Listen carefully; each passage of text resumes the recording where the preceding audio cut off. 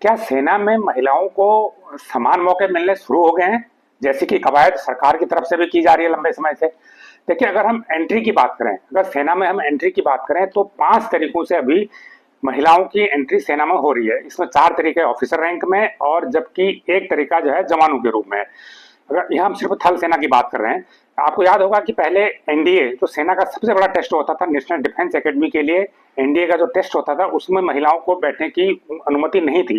लेकिन 2021 में supreme court के एक फैसले के बाद इस क्षेत्र को भी महिलाओं के लिए खोल दिया गया, और 2022 में जो एनडीए का पहला बैच है जिसमें महिलाएं भी शामिल हैं, तो वो बैच अभी ट्रेनिंग पे चल रहा है। और 2026 में एनडीए के जरिए भर्ती होने वाली महिलाएं ऑफिसर बन के निकलेंगी। 19 महिलाएं इसमें ट्रेनिंग अभी ले रही हैं। तो एक तो एनडीए के जरिए महिलाओं की सेना में भर्ती होती है।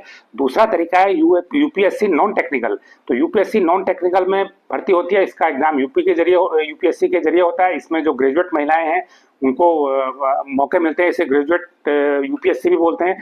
और एक ग्रेजुएट नॉन यूपीएससी टेस्ट होता है जिसमें उन महिलाओं को मौके मिलते हैं जिनके पास एनसीसी का सी सर्टिफिकेट है।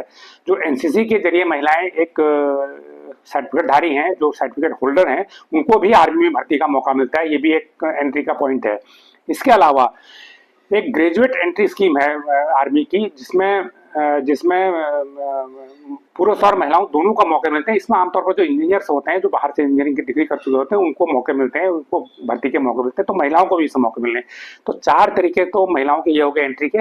5वां तरीका है वो महिला जवानों के लिए है। लेकिन सेना में भी महिला जवानों की एंट्री सिर्फ महिला पुलिस में होती है। तो जो अग्निवीर योजना है उसमें अग्निवीर योजना के जरिए महिला पुलिस की भर्ती सेना में हो रही है। महिला जवानों की भर्ती सेना में हो रही है जो सेना में मिलिट्री पुलिस का काम करेंगी। तो ये 5 तरीके हो गए। जो रेगुलर जवान होते हैं सेना में युद्ध लड़ने वाले, उनमें अभी महिलाओं की एंट्री अभी नहीं है। सिर्फ मिलिट्री पुलिस तक ही एंट्री है। इसके अलावा 2 स्कीमें और हैं सेना में एंट्री की, जिसमें महिलाओं को अभी मौके नहीं। एक तो सर्विस एंट्री है। सर्विस एंट्री का मतलब यह है कि जो आर्मी में जवान भर्ती होता है तो उसको मौके दिए जाते हैं कि आप एक टेस्ट में बैठिए, अगर आप उसमें पास हो जाते हैं तो आप ऑफिसर बन सकते हैं। तो ये इंटरनल भर्ती प्रक्रिया है।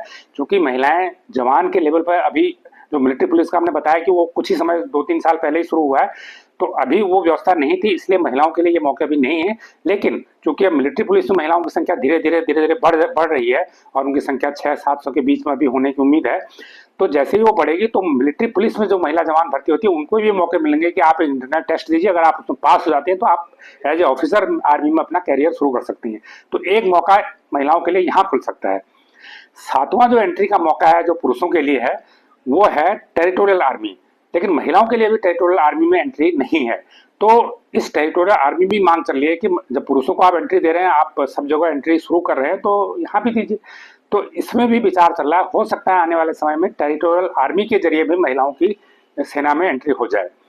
ये तो थल सेना की बात हुई। अगर हम वायुसेना की बात करें तो वायुसेना में करीब करीब सभी क्षेत्रों में महिलाओं की एंट्री वहां पर है। चाहे वो जवान के रूप में हो, अग्निवीर के रूप में जवान की भर्ती वहां पर हो रही है, और ऑफिसर के रूप में वहां पर जो महिला ऑफिसर की भर्ती पहले से होती है। और जो एनडीए के थ्रू भर्ती होती है उसमें एयरफोर्स में भी जाते हैं, नेवी में भी जाते हैं। तो एनडीए का वो रूट वहां पर खुला हुआ है, अग्निवीर का रूट वहां पर खुला हुआ है। और जो एयरफोर्स की सबसे जो टफ स्ट्रीम होती है वो होती है फाइटर स्ट्रीम। क्योंकि जो एयरफोर्स में जो लड़ाई लड़ता है, वो जो फाइटर प्लेन उड़ाता है, जो पायलट होता है, वही असल लड़ाकू होता है। तो उसी को लड़ाई लड़नी होती है, क्योंकि उसी को जब एयरफोर्स का इस्तेमाल होता है लड़ाई में तो बम गिराने होते हैं। तो एयरफोर्स का जो पायलट होता है वही असल लड़ाका होता है वायुसेना में। तो उसमें भी महिलाओं के लिए एंट्री खोल दी गई है। 5-6 साल पहले खोल दी है। करीब 10 से 15 महिला ऑफिसर उसमें जो फाइटर प्लेन उड़ा रही है इस समय काम कर रही हैं, और बहुत सारी अभी ट्रेनिंग पे हैं। और जहां तक नेवी की बात है, जो नेवी का सारा दारोमदार होता है, जो समुद्र में शिप होते हैं, उन शिप पर होता है। उन शिप में जो तैनात होते हैं, और जो शिप के ऊपर फाइटर प्लेन होते हैं, विमान वाहक पोत होता है, उसमें फाइटर प्लेन भी उनके होते हैं।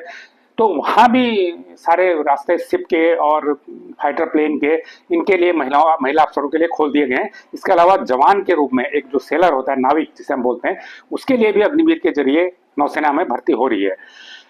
अब यहाँ एक महत्वपूर्ण बात है कि सेना में जो मेन जवान है, जो जो सेना में जवान लड़ाई लड़ता है, देखिए इसमें फर्क है कि सेना में जो लड़ाई लड़ने की असल जिम्मेदारी है वो जवान की है। वायुसेना में जो लड़ाई लड़ने की असल जिम्मेदारी है वो ऑफिसर की है, जो फाइटर प्लेन उड़ाने वाला पायलट है उसकी है। और नौसेना में जो असल लड़ाई लड़ने की जिम्मेदारी है वो जो पोत को ऑपरेट करता है उसकी है, या फिर जो पोत पे जो प्लेन होते हैं, जो फाइटर प्लेन होते हैं नौसेना के, उनकी है। तो वहां पे फाइटर प्लेन और प्लस जो जंगी पोत होता है उससे जुड़े जो ऑफिसर हैं उनकी लड़ाई है। तो नौसेना और वायुसेना में जवानों का रोल टेक्निकल होता है, तो उनका बहुत ज्यादा रोल इस तरह का नहीं है कि वो जवान नौसेना के और वायुसेना के लड़ाई लड़े। तो इसलिए ये एक बेसिक फर्क है। सेना में भी ऑफिसर लड़ाई लड़ते हैं लेकिन वो लीड करते हैं, और मेन जो बैटल होती है वो जवानों के बीच होती है।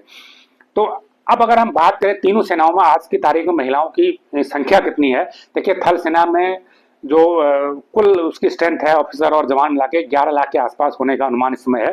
लेकिन उसमें जो महिला ऑफिसर हैं या सोल्जर हैं उनकी संख्या करीब 7,000 के करीब है।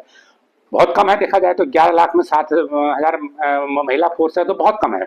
दूसरी तरफ अगर हम वायुसेना की बात करें तो वायुसेना में करीब 1636 ऑफिसर और जवान हैं, जबकि वायुसेना की जो स्ट्रेंथ है वो 1.25 लाख के आसपास इस समय है।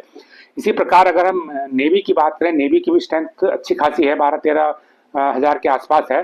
लेकिन उसमें भी जो महिला जवान और ऑफिसर हैं वो 748 अभी हैं, जो लेटेस्ट डाटा हमारे पास मिनिस्ट्री का आया है, तो इतने जवान हैं। अभी हम ये कह सकते हैं कि महिला जवानों या ऑफिसर की भूमिका तीनों सेनाओं में कम है। लेकिन जिस प्रकार से एंट्री के करीब करीब सारे रास्ते खोल दिए गए हैं, उससे अगले 10 या 15 सालों में महिलाओं की हिस्सेदारी वहां पे 30% या 35% तक पहुंच सकती है।